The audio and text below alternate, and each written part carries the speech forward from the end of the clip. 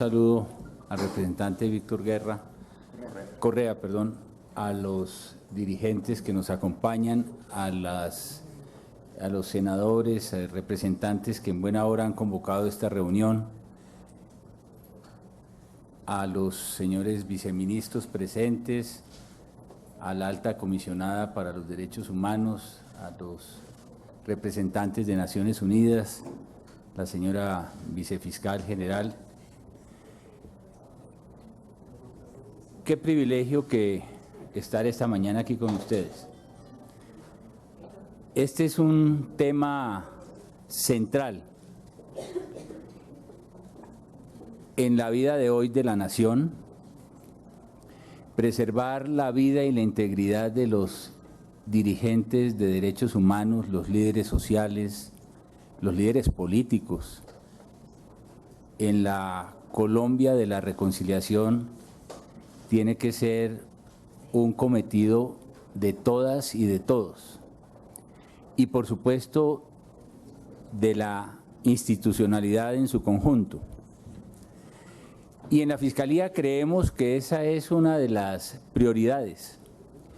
En el plan cuatrienal que estamos haciendo público esta semana, podrá ver toda la comunidad, todo el país, de qué manera estamos privilegiando este objetivo desde la perspectiva de nuestra propia responsabilidad. Que pasa necesariamente por saldar un pasivo histórico que tiene la Fiscalía General de la Nación con la judicialización de los distintos elementos del conflicto armado en Colombia, porque la impunidad mantiene las heridas del alma de la nación abiertas. Por esa razón, sería imperdonable que antes de que se inicien los instrumentos propios del acuerdo final para consolidar el cierre jurídico del conflicto, la Fiscalía General de la Nación mantuviese en sus anaqueles las investigaciones del exterminio de la Unión Patriótica. Con su venia, Víctor, yo quiero que la señora vicefiscal le anuncie hoy al país el compromiso que tenemos en esta materia, porque hoy nos comprometemos de cara a la nación a entregar los resultados de las investigaciones a lo largo de estas décadas. Por la memoria de verdaderos demócratas, de mi amigo Jaime Pardo, el magistrado de Ubaque, por la memoria de Bernardo Jaramillo, por la memoria de tantos y tantas colombianas que soñaron en un país en paz y por la consolidación de la democracia, que es el respeto por la dialéctica de las ideas. Tenemos nosotros visiones muy distintas de Estado y de sociedad. Y así se juega una democracia.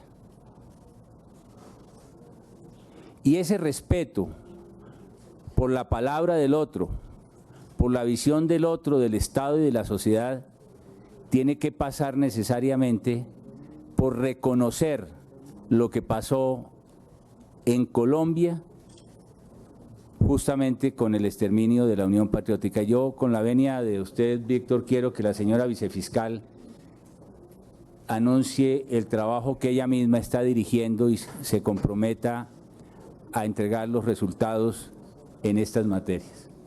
Adelante, doctora María Paulina Riveros. Bien pueda también la palabra suya.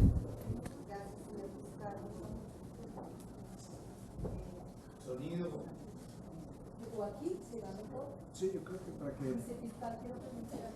O si quiere, venga, acá está. ¿A qué, María Paulina? Para que quede.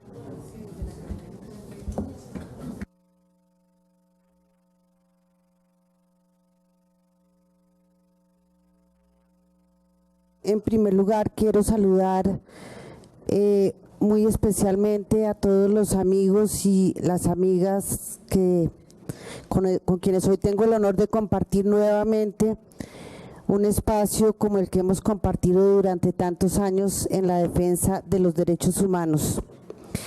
Quiero informarles que inmediatamente llegamos a la Fiscalía General de la Nación, dispusimos la creación de un grupo específico para la investigación y judicialización de los crímenes contra la UP, que ustedes conocen, es además una causa personal. Hemos dispuesto que los 15 despachos de la Dirección de Derechos Humanos que tienen casos de la UP se recojan en uno solo, y que a través de este grupo conformado por esos 15 fiscales, por 4 fiscales más de la Dirección Nacional de Articulación de las Fiscalías Especializadas, que son quienes conforman este grupo, se proceda a un análisis de asociación de casos y contexto para la investigación y judicialización del exterminio contra la UP. Esa estrategia comprende varios temas. La estrategia que hemos definido como línea de investigación, por supuesto, la identificación de los agresores y los casos en la línea del tiempo desde la década de los 80 hasta el 2000. Y también quiero comentarles que hay algunos casos que están declarados como de lesa humanidad, otros no. Es otro aspecto que analizaremos, la procedencia de la lesa humanidad, en este caso de la UP, y por supuesto lo haremos en estrecha relación con la información que tiene Reiniciar y la que reposa en el expediente internacional de la Comisión Interamericana de Derechos Humanos.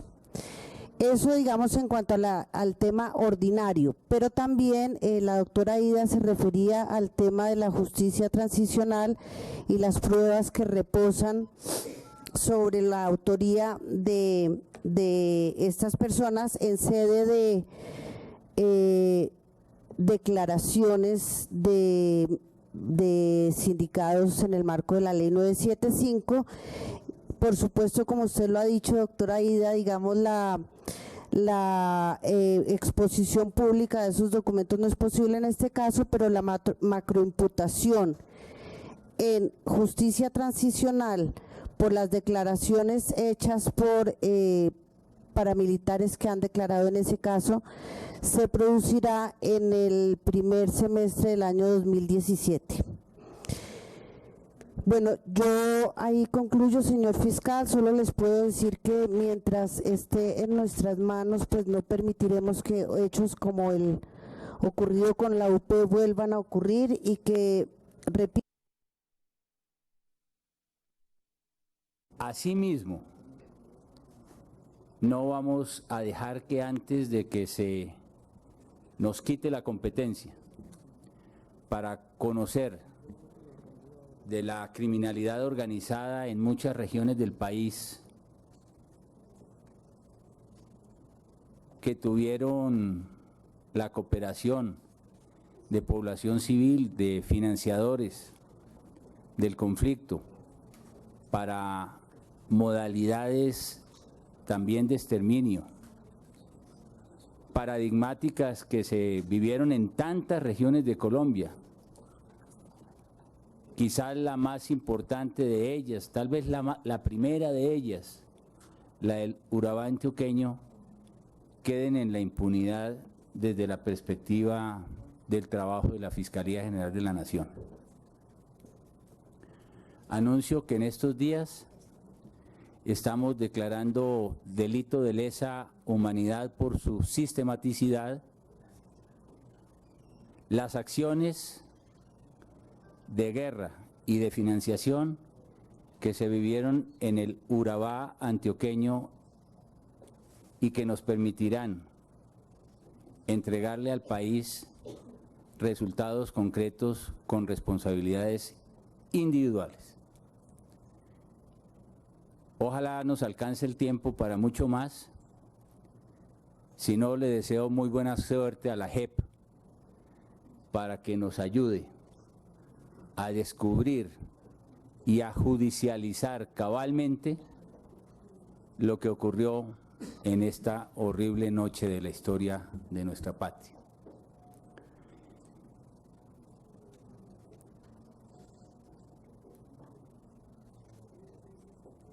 Estamos hoy aquí con la señora vicefiscal porque esto del posconflicto hay que tomárselo en serio.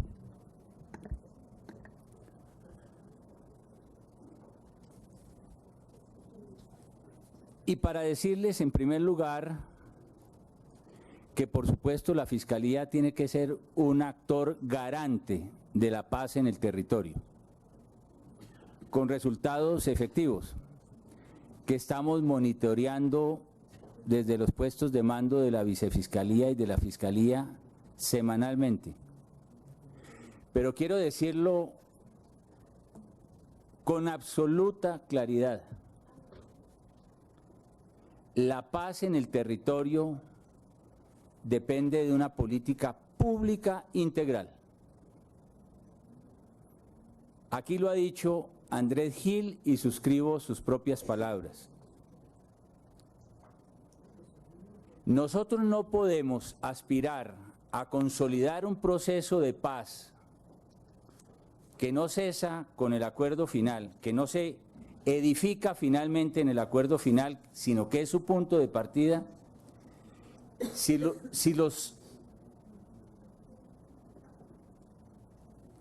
lugares del país,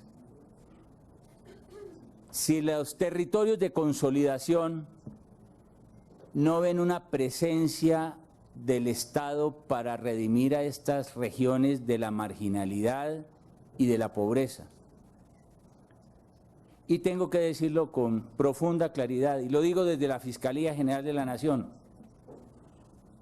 delante de mis amigos del gobierno, ese plan no está llegando al territorio.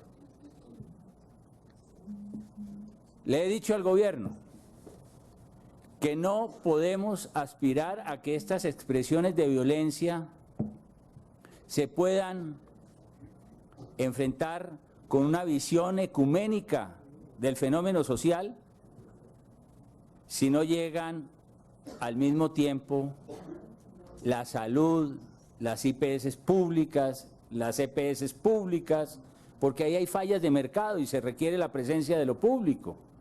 Si no llega la educación, si no llega el Banco Agrario, el Banco Agrario no tiene razón de ser de seguirse disputando, como se lo he dicho y lo comparte el señor presidente de la República.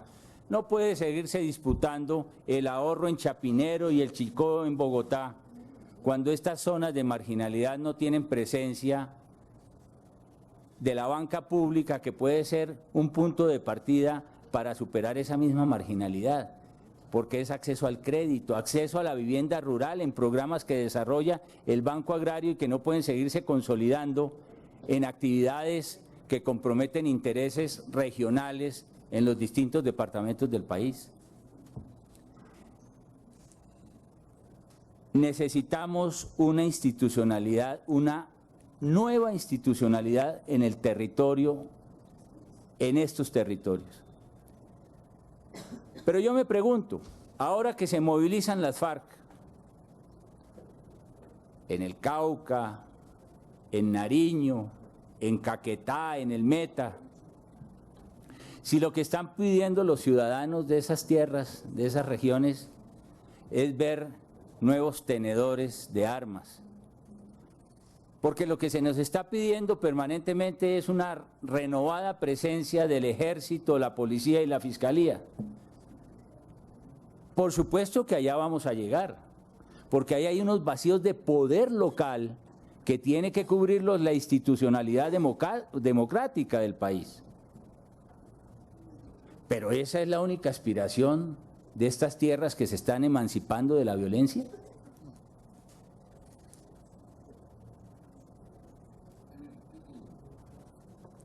invítennos, pero nosotros no somos los gestores ni somos los responsables de que cesen estas afectaciones a la paz contra líderes sociales, contra dirigentes de derechos humanos, porque ellos lo que están reclamando son derechos colectivos que la Fiscalía no provee, son bienes públicos que la Fiscalía no provee en el territorio.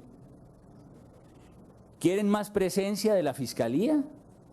Para que nosotros vayamos a notarizar los efectos de un vacío en el territorio que está quedando luego de esta lucha armada.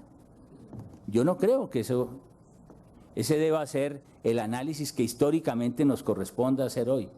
Por supuesto que la Fiscalía tiene que llegar después de que se produzcan todas estas amenazas y todos estos atentados y todos estos homicidios, a declarar la justicia, porque ese es su deber. Pero ¿acaso a lo que esperamos es a seguir contando condenados para que el conflicto desaparezca en el territorio? Cuando hay un conflicto es sobre la propiedad de la tierra, cuando es un conflicto social que requiere políticas públicas. Ese es mi punto de partida. Y el Estado tiene que llegar a copar estas zonas, a generar confianza con las comunidades. Yo tengo que revelar públicamente, porque es gratificante que en apenas estos 4 meses, en el silencio de la confidencialidad, de construir relaciones con las comunidades, vayamos al territorio sin cámaras fotográficas y sin cámaras de televisión a hablar con las comunidades, permanentemente, como lo hemos hecho en Nariño, como lo hemos hecho en el Cauca. En Nariño la Fiscalía construyó una relación con la comunidad aguá que nos llena de orgullo.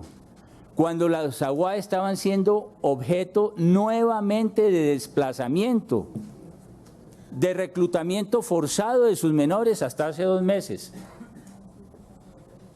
Víctor, yo me voy a tomar la libertad de dar unos minutos adicionales porque es la primera vez que vamos a formular una política pública en esta materia desde la Fiscalía.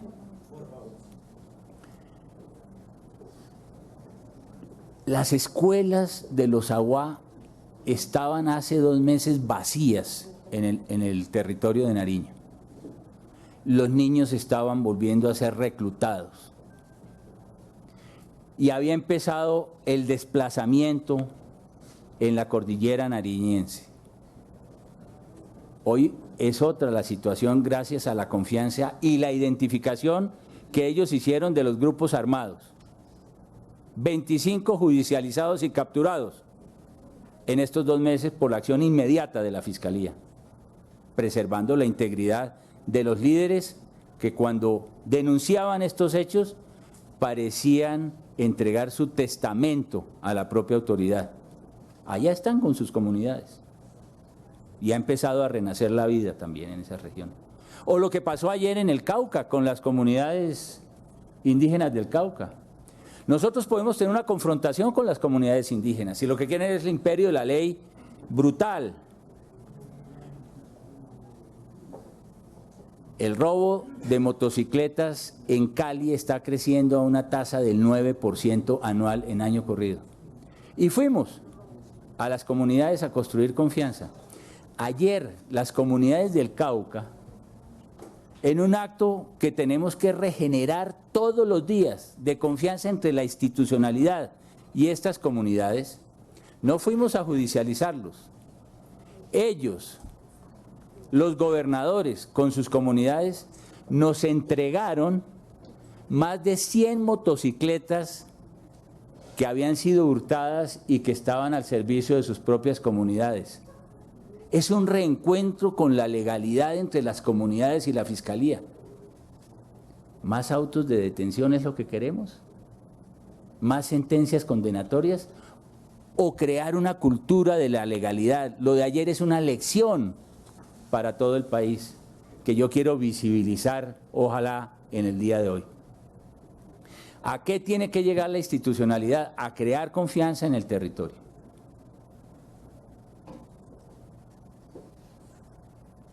Por supuesto que un elemento prioritario de esa política de prevención tiene que ver con la solución del tema de la droga en Colombia.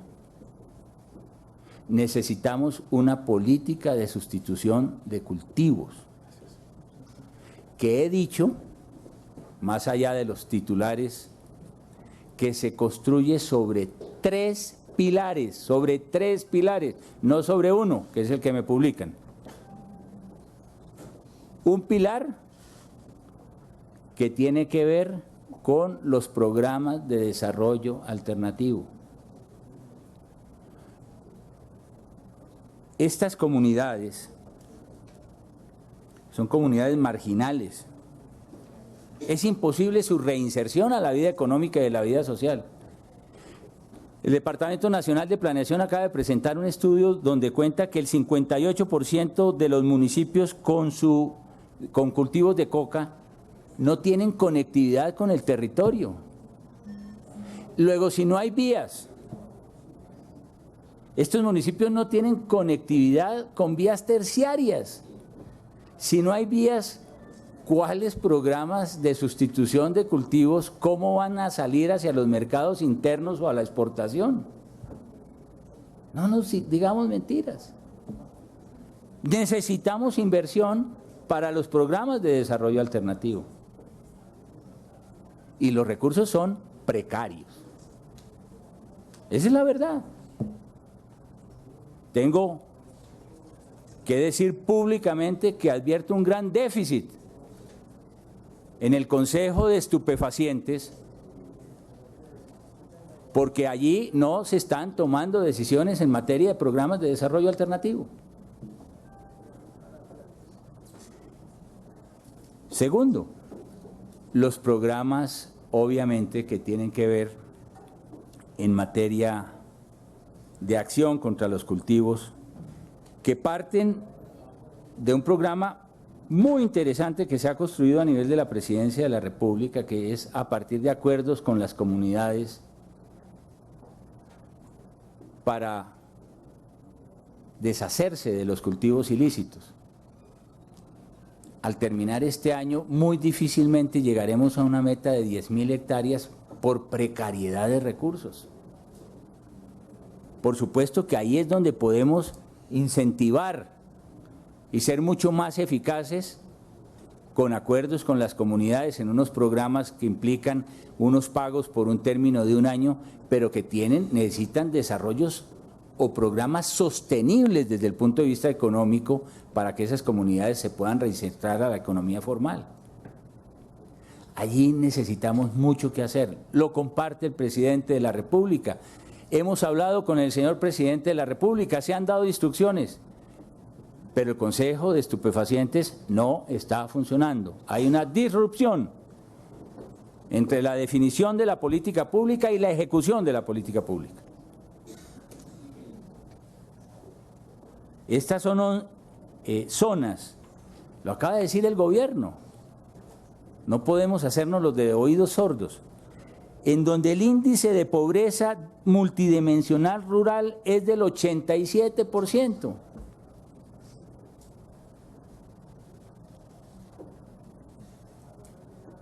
Ese sistema de prevención por el cual estoy abogando, además de la responsabilidad de la Fiscalía, de la cual voy a hablar enseguida, requiere parte de reconocer que hay una amenaza creciente sobre los líderes y lideresas en el territorio.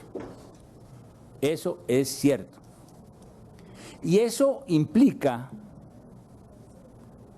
que el Estado en su conjunto aborde el problema de diversas maneras. Uno, lo que ha venido haciendo la Defensoría del Pueblo con las demás instituciones tiene que consolidarse. Yo celebro como lo están abordando. El sistema de alertas tempranas tiene que funcionar. Pero el tema de la judicialización de las amenazas por una imperfección que hay que traer a este Congreso de la República es muy complejo, porque lo que no puede hacer la Fiscalía, señora Vicefiscal, lo hemos advertido, es seguir notarizando la existencia de amenazas, porque si las amenazas en la estructura del tipo penal vigente no generan zozobra en la comunidad, y eso implica una configuración del tipo que tiene un elemento subjetivo en la valoración del tipo penal, hay atipicidad y las investigaciones no concluyen en nada.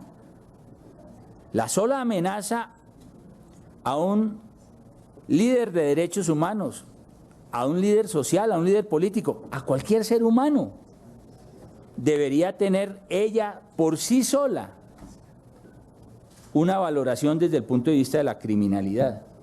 No es así en Colombia, frente al tipo penal. Esto tenemos que traerlo al Congreso porque tenemos que resolverlo si queremos prevenir desde el punto de vista de la política criminal la conducta creciente que estamos viendo en el territorio.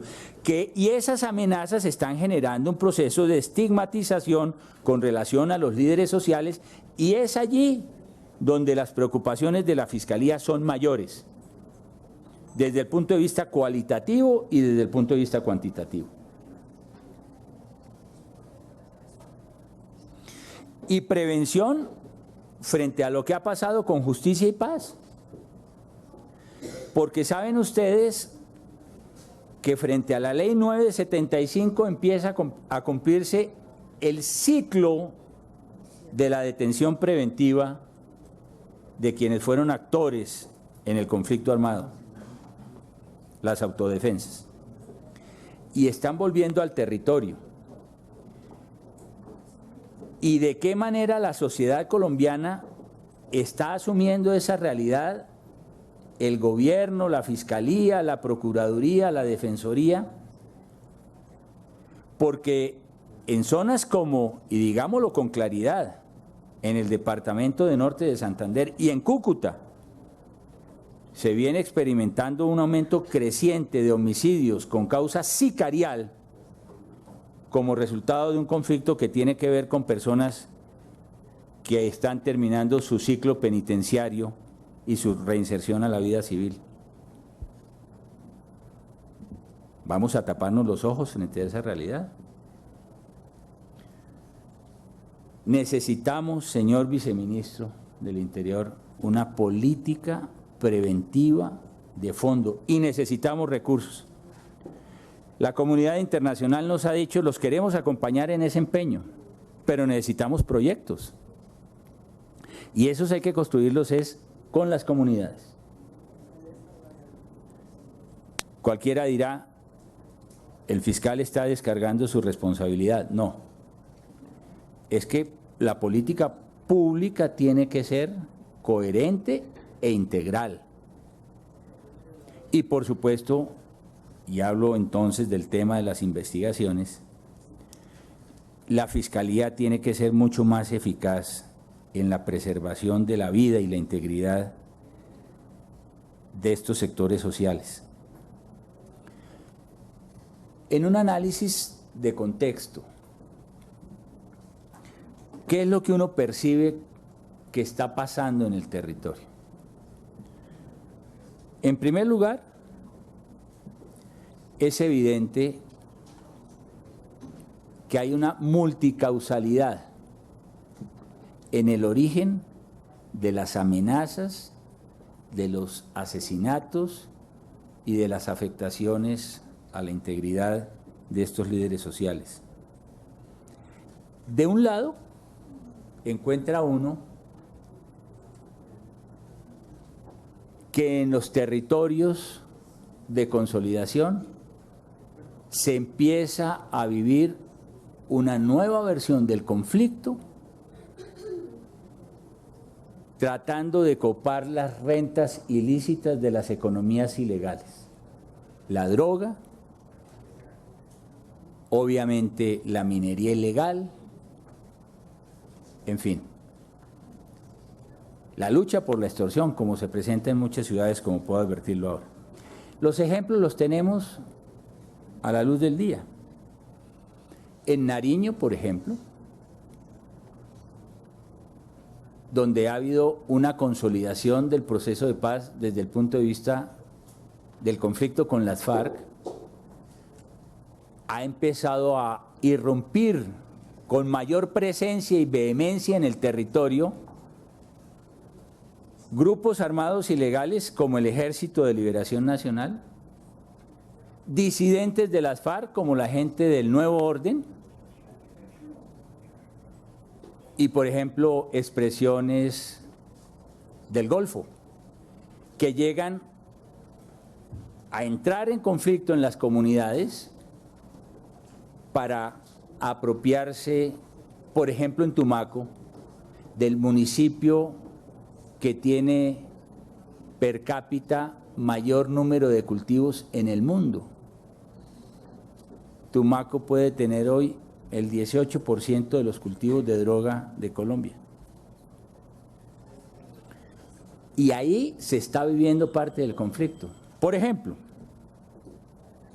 la nueva gente de las FARC, que es un grupo que se conoce en el territorio en Tumaco y que nosotros hemos visto actuar presencialmente en esa zona del país. Hace 15 días tuvo un conflicto militar con la Daniel Aldana. Y la Daniel Aldana ajustició al comandante de la nueva gente, Don Ye. Y hoy, a esa nueva forma de criminalidad, que es disidencia de las FARC, apropiándose de los cultivos ilícitos de la zona o entrando en esa lucha territorial, hoy hemos terminado, hace apenas un par de horas,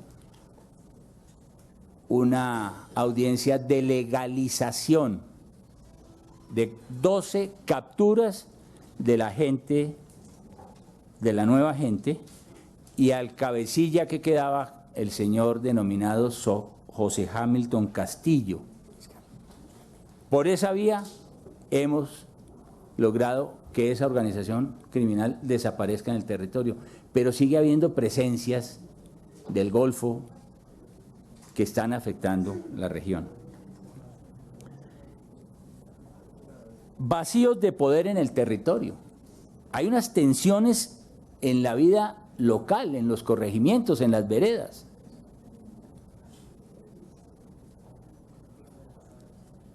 ¿Y eso en qué ha devenido? En conflictos que terminan afectando a los líderes, particularmente de las juntas de acción comunal, que empiezan a mostrarse en déficit del Estado en esos territorios como la nueva forma de expresión de la legalidad. Miren lo que ha pasado en San Vicente del Caguán, y yo puedo darles muchos datos, yo quisiera reunirme con ustedes para mostrarles todas las investigaciones que hemos hecho. Permítanme hablar de agosto para acá, yo debo hablar de todo lo que ha venido pasando, porque esa es la Fiscalía no tiene una solución de continuidad, pero yo quiero mostrar el compromiso nuestro.